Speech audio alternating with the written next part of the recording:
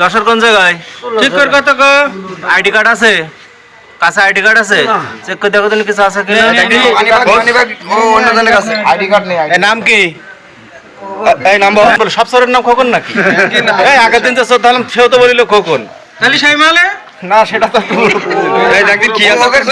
Group আছে। বাপের নাম কি? গ্রুপের নাম আছে গোগো। হ্যাঁ আবু সর্দার। বাপের নাম বদলাই গেছে। ঠিক হয়ে যাবে। বাড়ি যশোরে কোন জায়গায়? কত বছর ধরে চুরি করছাও?